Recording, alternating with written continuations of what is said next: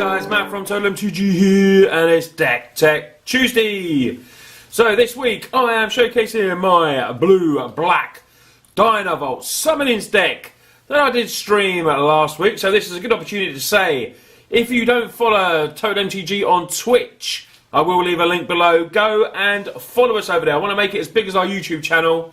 That really helps. If you haven't got an account, they're free. You know, Twitch accounts are free. Just go and sign up and follow us. Then you can see me in live action all the time. Well, as much as I can play anyway. But let's get on to the deck. Now, the deck I played online was a bit more budget in this because it's got some expensive cards in. But we will have a look at the deck in card form. So, my deck is all based around Metallurgic Summonings, obviously, and Dynavolt Towers. So, blue-black has a lot of what? It has a lot of counters, has a lot of kill, and some, you know, quite nice planeswalkers to go as well. So in case you don't know about Metallurgic Summonings, it's a 5-drop enchantment. So whenever you cast an instant sorcery, you create an XX colourless construct creature, where X is that coveted mana cost. So casting disallow 3, you get a 3/3. Yahani's expertise is in there, cast 4, 4/4. You get the idea. Also has the ability as well of paying 5, exiling it, and returning all instant sources from your graveyard to your hand. Activate this ability only if you control 6 or more artifacts. Now, we're not going to ever be able to do that because we don't, you know, we've got Dynavolt Towers. We might be able to do it once. If we have, you know, 3 of certain creatures or 4 creatures and a couple of them, it could be possible. But to be honest, we should be winning the game if they're on the field anyway, to be honest. So, like I said, we want to trigger these. You know, it is a relatively slow sort of deck, but we've got enough, hopefully, counters, kills, to keep us alive until we can win the late game with these. Dynavolt Tower can keep us in there as well, dealing with planeswalkers, creatures. There's a lot of aggro in the format, and hopefully these, you know, these two together, I really like the combination of them, and hopefully they will win us the game. So at the moment I've got 3 Metallurgic and 3 Dynavolt Towers. 3 of each, because I have to make space for all the other spells. 4, you know, maybe we want to go 4 Dynavolt, possibly Metallurgic 4. It is a 5-drop, it is the win cons, but 4 just seemed, when I tried it, was a bit too much. So we want to draw cards. We want to draw cards, find what we need. So we have for this, Anticipate. And then, like I said, it will trigger Dynavolt, and it will potentially make a 2/2. We have 4 of them. The one I like a lot, Glimmer of Genius, scry 2, draw 2 cards, you get 2 energy counters, and potentially can make a 4/4 as well. So you can cast this, you know, if you've got a couple of, what I've found is when I've played these late game, they're so good. I've had a couple of Dynavolts on the field, so you get total value out of it. You get all that extra energy counters, plus you get a 4/4, plus you get scry, plus you get draw cards. Absolutely brilliant Glimmer, perfect for the deck. 4 of them.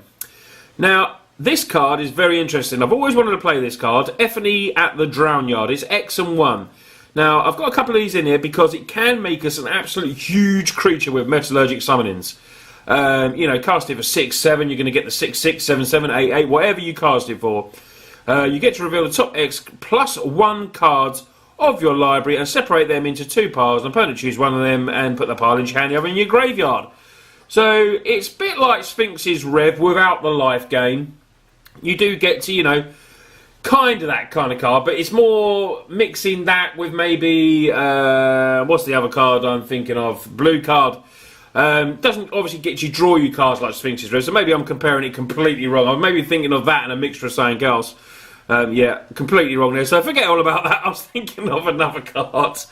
But F in the Drown Yard will basically, you know, if you get to look at the top, you are going to get something sweet in your hand, because all cards are sweet in this deck.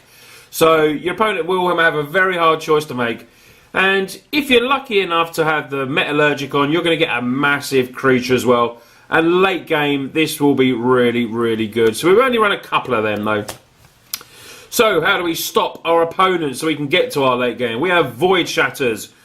Like I say, good early, late, no matter what it is, because late, hopefully, we'll make creatures. We just have a couple of them. And we run some Disallows. We've got 3 Disallows. Counter target spell or activated ability or trigger ability. Mana abilities can't be targeted, obviously. Good against Planeswalker, good against any kind of activations that they want to do. You can even stop, you know, Evolving Worlds if you so do so. Stop them, you know, mana fixing. But Disallow, very good counter spell. Then we run on to some of the kill spells. We have 3 murders, destroy target creature. Then we run some Grasp of Darkness. We have 3 of them as well. Yohani's expertise has actually been quite good, I've been testing. Running the 2 of, gives all creatures -3/3. Potentially later on you might kill some of your creatures, but if you're playing it before, you've got the Metallurgic, which sometimes, you know, mainly this is what I've been doing, and it does sweep up quite a lot of creatures on turn 4. And then you may cast maybe a Dynavolt Towers or an Anticipate off it for free, which is, you know, it doesn't seem bad to me. And then we get to our big bag creature. We run the 4 of Torrential Gearhulk. Brilliant in this deck. Recurring stuff. Recurring a Glimmer. You know, Metallurgic's down, you get your 4/4. It can trigger Dynavolt Tower. It's a big creature. It's got flash. You can flash it in there. Really, really good. And we got the full 4 of them. Also run a couple of Planeswalkers. We have Jace and Obnicholas. They're in the colours, you know. Obnicholas can win a game with the emblem as well, and so can Jace with his Jace emblem. I find it pretty sweet being a blue player. But the all important is more card draw there, and you also have a bit more kill in there, destroy. Maybe send back at a really annoying creature when you play Jace. Buy more time before you can swarm the board. But yeah, a bit more card draw there. Very 2 sweet Planeswalkers.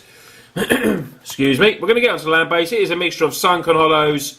We have Evolving Wilds, Choking Estuaries, lands, you know, islands, swamps. We'll leave the figures below, as I always do, and a link for the deck so you can go and see the proper numbers. But it's your basic blue-black land base. But yes, guys, this is this week's deck. I played against the guys with it, played against a couple of friends of it. It worked really, really well. This was surprisingly good late on game, you know, making a big 8-8, I think I did. Getting the choice of all the cards that I wanted, you know. Basically, you drew two counters, 2 kills, so just basically put 1 in each pile. So I was guaranteed to get something really good. So I definitely would, you know, give this a try. Very good card in this sort of deck. Anyway, it seems to work quite well with Metallurgic Summonings. But yeah, played aggro deck. It dealt with the aggro deck quite well. Wasn't overrun. Did lose 1 game, but got totally stuffed there on mana. Was stuck on 4 land. But it does seem the Dynavolt Towers do really help early game. If you can get one of them down early, you know, start casting your spells and just start picking away at creatures and planeswalkers. It really does help. I love Dynavolt Tower. So, let's get on to the sideboard. Sideboard, always up for debate, but this is the one I've currently set with.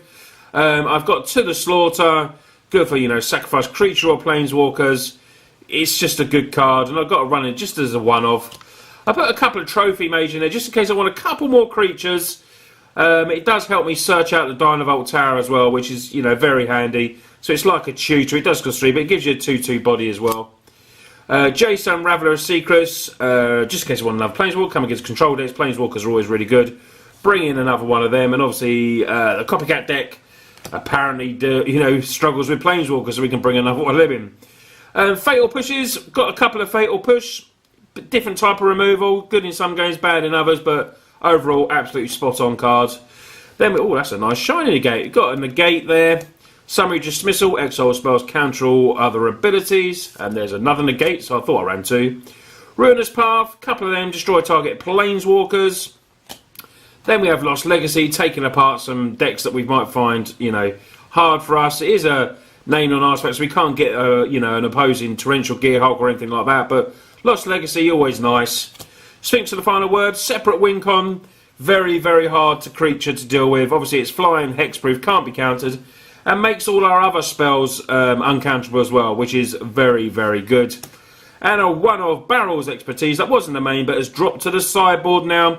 Return up to 3 target artifacts or creatures, and you may cast a card with covered mana cost of 4 or less from your hand without paying its mana cost, so we can hit any of our, you know, card drawing spells there, and potentially something else that we might bring in, you know, kill spell, anything like that.